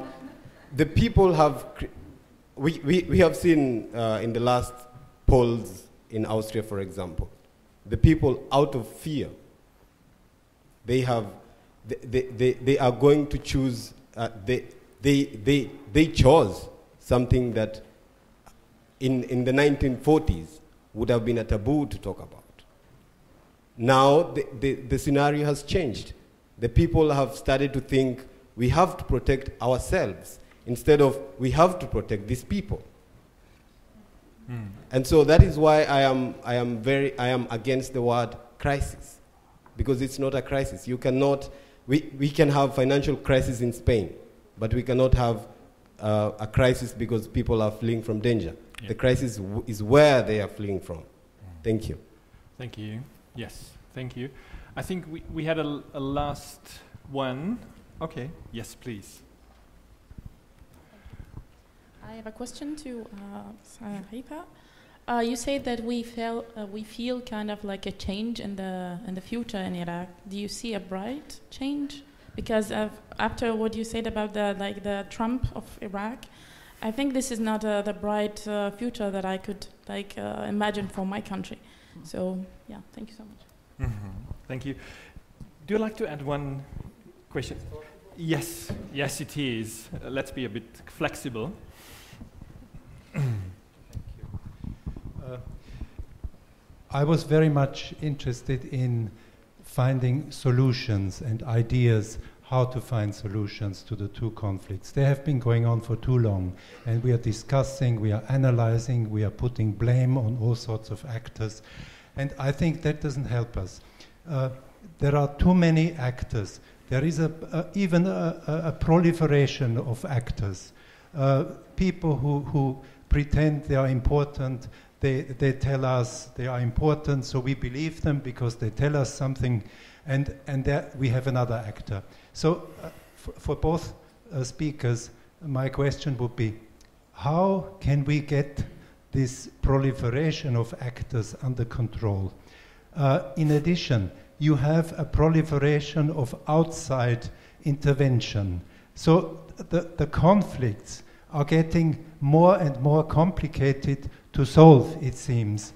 The more conferences we have, the more complex it is becoming to find a solution. My question would be, how do you imagine a solution could be at least envisaged? Is it outside interference through, let's say, the United Nations? Is it that the people of Iraq and of Syria have to come together themselves and not create militias and another little group here and there, but see that Iraq and Syria, they have to be the aim to rebuild these broken countries. And the fault lies with all of them, with the outside interferers and with the inside people who have sometimes played one against each other. And I think we should just be clear and not push the blame on something and then say international community, Americans, and so on and so on. Thank you. Thank you. Can I just ask the lady in the back to repeat her question, because I lost it while. Yes. You can just remind us. I think it was a question about how Assad is perceived by the local population in Syria, as far as I remember it correctly. Yeah. Yes, we have again a lot of questions. Let me first answer to the colleague's question about organizing this event.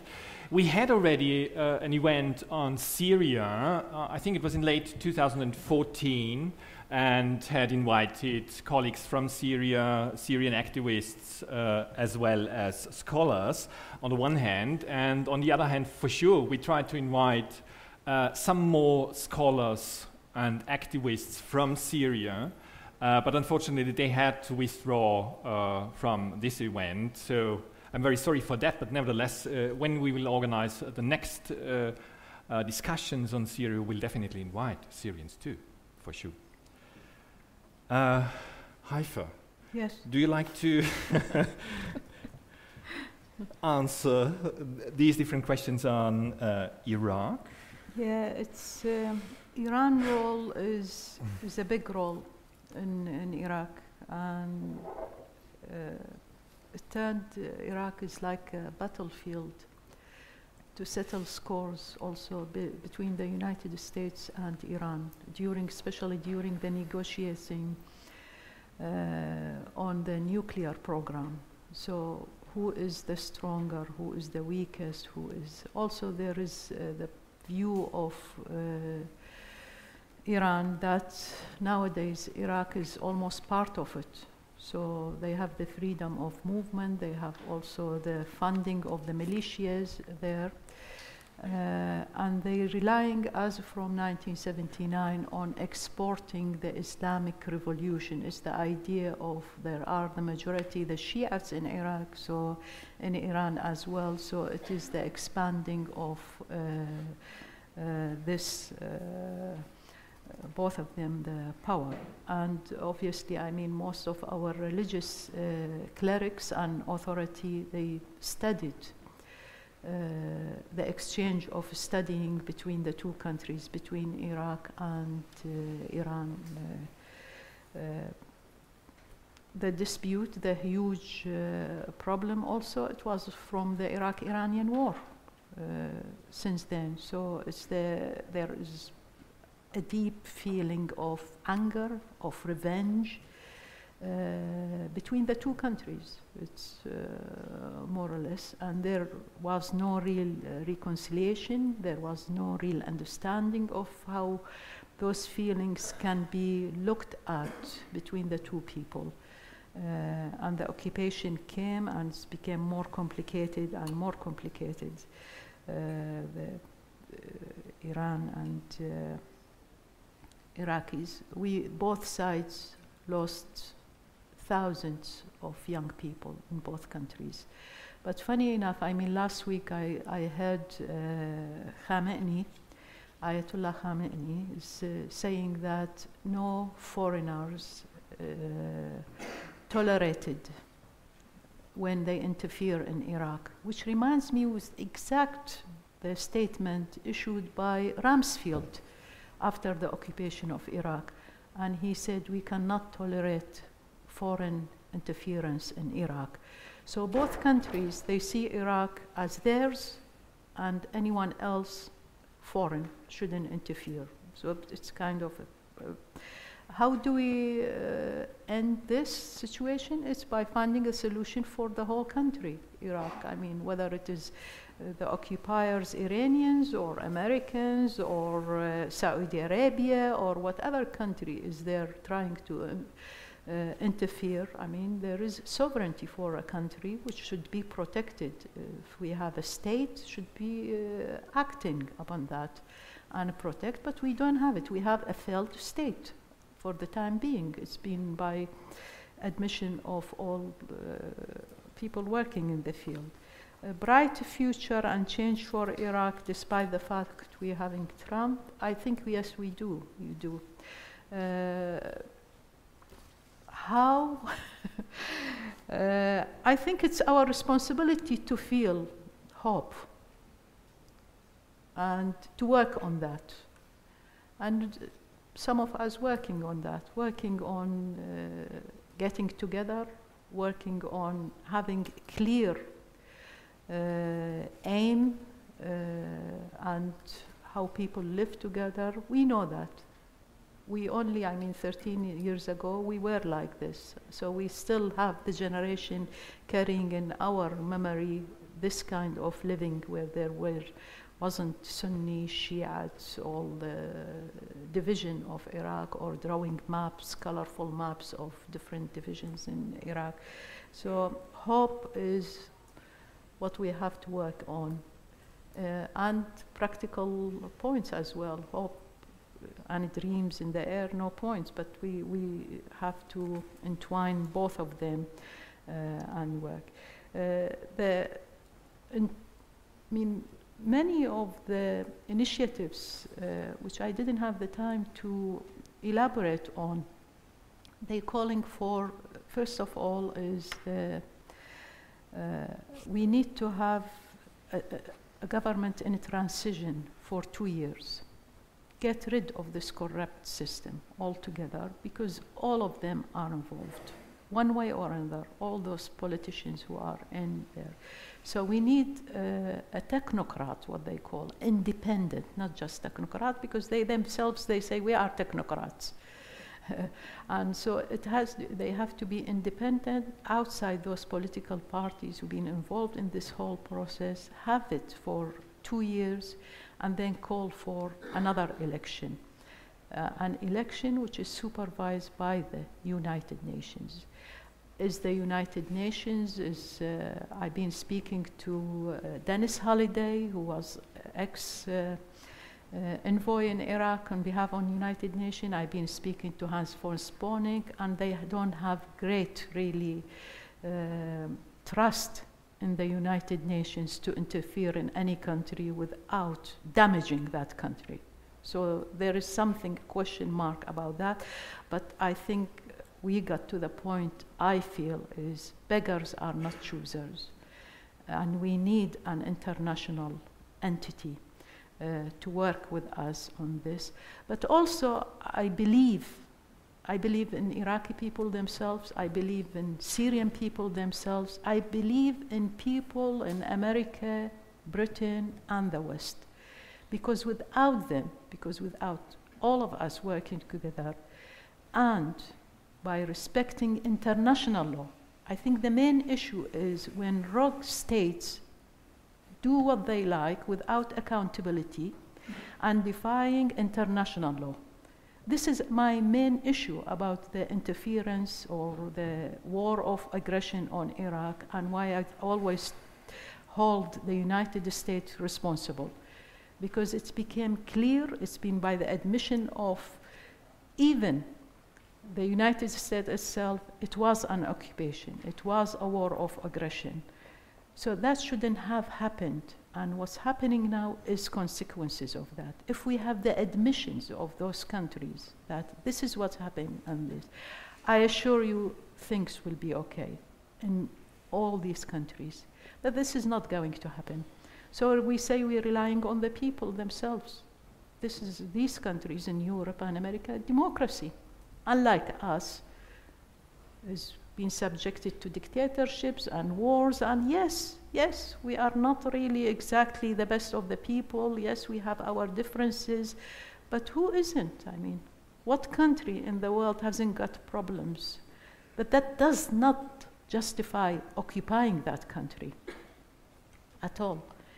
Destroying the infrastructure, subjecting it to shock and awe, sending their soldiers like Abu Ghraib to torture, and as if we didn't have our own torturers.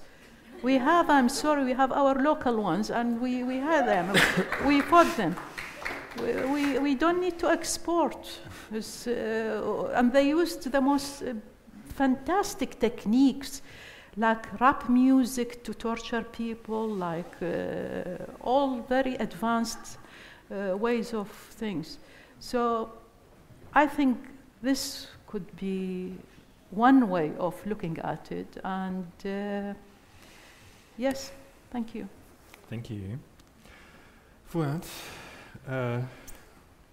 some more questions on Syria? Some. just a few. I was hoping to leave that to the end, but on your note, I think I'll go to the solutions question. It's pretty similar to what I said in the first round of questions. When people are in certain need, they innovate certain ways. And we need to trust in that. We need to trust that people's needs-based initiatives are worthy of, I mean, let's be very frank, there is asymmetry in power.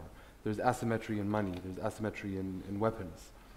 So if we feel like we have privilege and asymmetry and we wish to invest this, if we are really looking for solutions, I think we should be investing our riches, our weapons, or whatever else it is, in supporting what people have chosen for themselves. Again, going back to the trusting the people. The initiatives that I saw could have been something. And unfortunately, they have been made to fail. And this is, here I'm not doing a blame game. This is why I ended with, there is hope, because there are new waves. The longer the Syrian war continues, yes, the more people die, but at the same time, yes, the more the people look for solutions and innovate solutions. And it is, one huge solution is to stop imposing our own, whether it's ISIS or the UN or the Syrian regime, or people come up with solutions, let's support that. Let's make that at the center of our agenda in supporting Syria, whether it's a Syria support or any other initiative. And I think this goes back to a lot of, especially let's say in the Syrian case, unlike Iraq, the UN is very central, for example. And there's a lot of use of, participatory methods and participatory budgeting and how participatory? And what is participatory and how, because they have acknowledged the idea that what people are innovating and what people are telling us is true, and we need to listen to that. But I think the mechanisms are not functioning well. To the very first question, do these structures have more than just courts? Yes. I mentioned the UJC, the United Judicial Court and Council, and I didn't elaborate on it because it is exactly what you say. It had prisons, it had courts, it had an entire police force which applied for funding and was denied, applied for training and was denied. Their judges, and so it wasn't just a court. It wasn't just the court, the makeshift courts. They had established an entire structure, one of which was a customer protection department. If you were being ripped off by some shopkeeper in Aleppo, you would go and they would, it was developing into a bureaucracy. Is what I'm trying to say, and not unlike ISIS, they had different departments of that. Women in camps are sidelined. Absolutely. Let me put it. Let's not talk about camps or women. There is a hierarchy of power. and at the very bottom of which is the refugee woman or the refugee child or the refugee LGBT or the LGBT refugee, and yes, they will be at the bottom of the chain. And just like the NGO worker might be at a preferential position to, let's say, the local NGO worker, and the list goes on. Why are they not being empowered? Because again, we're playing, although interestingly when it comes to women in particular, they are in a lot of rhetoric very important actor, and we should support them. And there's a lot of agenda, there's a lot of talk about that. But I think very often these power dynamics overlap. I mean, in one particular case in Lebanon, the shawish, the dominant male figures in the camp made sure to play the intermediary role between the INGOs, the local Lebanese municipality, and the refugees in their totality. No money would reach the refugee except through them. So there was a Syrian there, implicit in the corruption, implicit in the crisis of the refugees. And this takes me to the point of refugee crisis. No, it is a crisis. And I use the word crisis intentionally, and I put it between brackets intentionally. I do so because, as you say, refugees are fleeing from crisis. The situation of refugees in their places of refugee is a crisis. The camps in Lebanon are a disaster of a crisis. The exploitation they're subjected to is a crisis. The exploitation the Turkish government imposes on Syrian refugees in Turkey is a crisis. So it's not just a crisis where they're coming from, but also a crisis where they're going to. And Europe is another set of restrictions, or imposes another set of restrictions on refugees, which makes their life not very easy, if not crisis.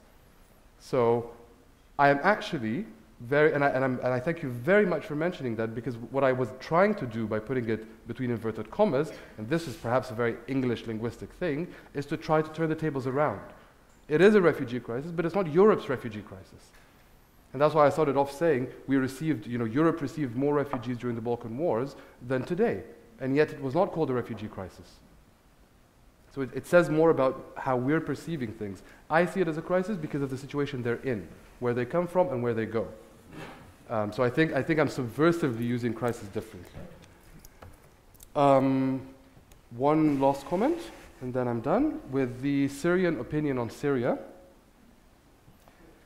I have a very uneasy. I mean, one thing that I'm trying to do is trying to say that the architects of the future in Syria should really be what the Syrian people are trying to do for themselves, that we should not sideline them, that we should not sit as Putin and other stakeholders and decide for them. But at the same time, I have to say I'm very uneasy with the idea of refusing anyone else's opinion as well. If I was Syrian, would that make my opinion or my analysis any more authoritative? If I was a white Western European researcher, does that mean that I have the right to have a say in Syria, as well as the Syrian, but no one else? So as much as I'm, in fact, my work tells me, and I try to make it a mission in my life to say, listen to what the Syrian people are trying to say, I also don't see why I shouldn't have that say. Personally speaking, I don't see why academy, research, consultancy, policy making has to be composed of two different pillars, the white expert and the native. But any third actor is not welcome. And I feel personally, I feel like I have a personal issue with that. Not that I'm taking it personally, but I am defending my right. I'm a person who has never worked on his own country or his own countries of origin. Personally, I've worked on 5 different countries, none of which are my countries of origin, and I insist to do so. I insist to do so, and I really strongly advise us to think, I don't know. That's it. Thank you. I'm sorry, I'm sure I missed a bunch of questions. Thank you very much. I'm very sorry. It is already 9:05. All of you are quite interested in continuing our discussion. There is an informal space.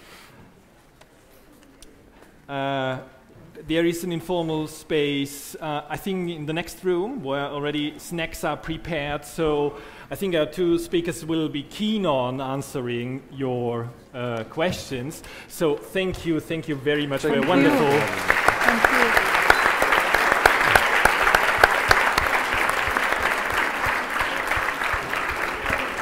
for your wonderful and sometimes controversial discussion.